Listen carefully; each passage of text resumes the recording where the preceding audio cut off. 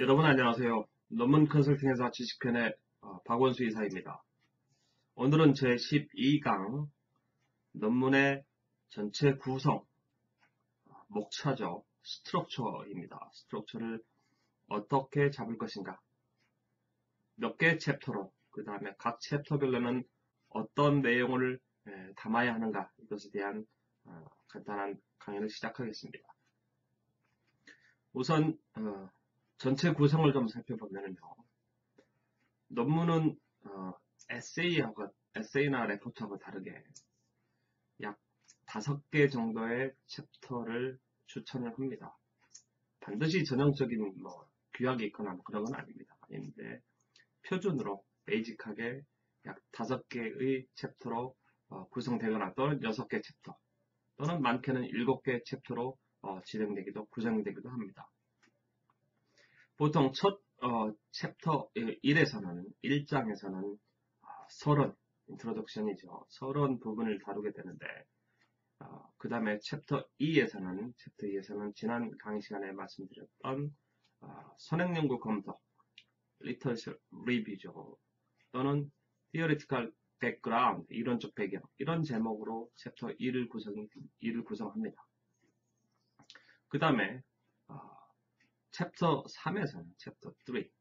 3장에서는 methodology, 연구 방법론에 대해서 소개를 하고요. 그 다음에 챕터 4에서는 연구 데이터를 가공하고 분석한 결과를 소개하는 것이 보통 4장이 됩니다. 여기서 말하는 데이터는 양적 데이터만을 얘기한 건 아닙니다. 논리든 그것이 다른 학자의 주장이든 아니면 자신이 참여 관찰이나 인터뷰를 통해서 확인했던 내용들을 정리하는 것이라고 생각하면 됩니다. 그 다음에 4장에서 2절로 디스커션을 다루기도 하고 아니면 5장으로 따로 빼기도 합니다. 그런데 지금은 만약에 5장으로 구성되었다 치면 4장에서 연구 결과, 리절트를 보여주시고 그 다음에 주요한 포인트에 대해서, 주요한 이슈에 대해서 디스커션을 4장에서 해주시면 되겠습니다. 그 다음에 5장에서는 결론이죠.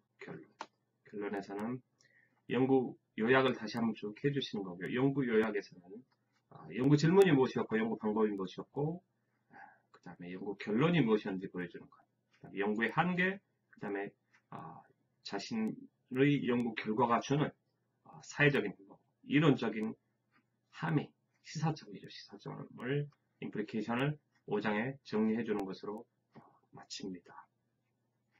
만약에 연구자께서 챕터를 5개가 아니라 6개로 구성하고 싶다.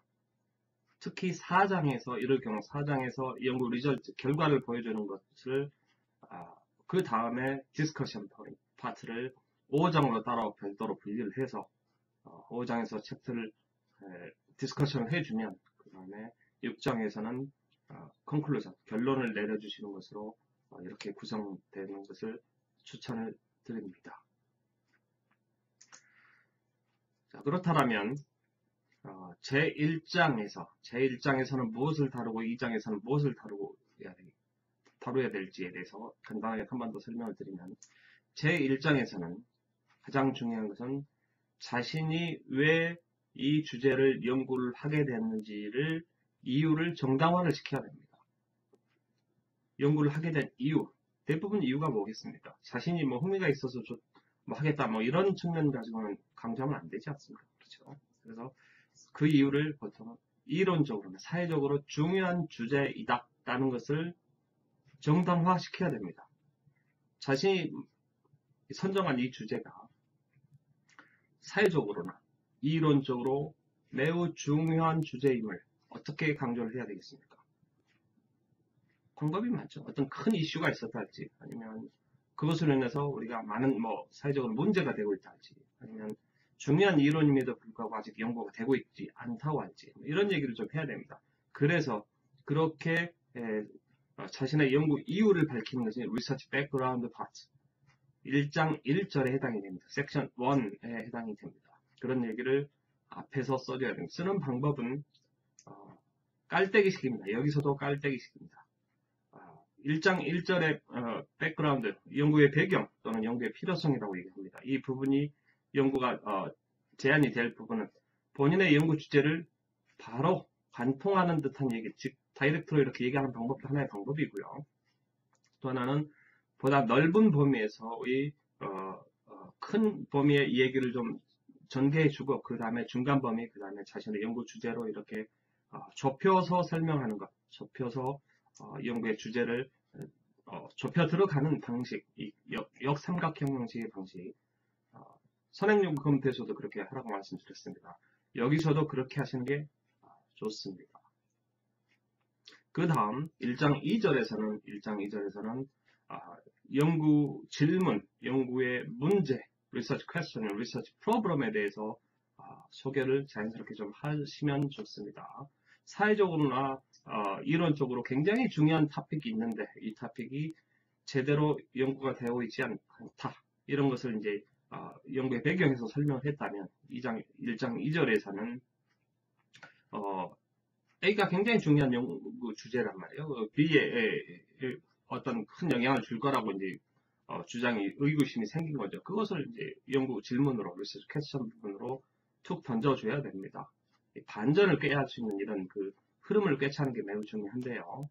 그럼에도 불구하고 이런 중요성에도 불구하고 이것이 왜 안 되는지를 이제 강력하게 문제 제기를 한 상태에서 A가 미치는 영향은 무엇일까? 이것이 이 연구의 배경이다. 이렇게 질문하면서 연구 질문으로 구체적으로 좀 들어가줘야 합니다. 1장 2절로는. 그래서 메인 연구 질문은 되게 하나입니다. 모든 연구에서 하나이고 가장 대표할 만한 연구 질문 하나를 세우고 그 다음에 그 연구를 진행하는 과정에서 부수적으로 또는 지엽적으로 얻어지는 연구 결과들이 많이 있을 수 있습니다.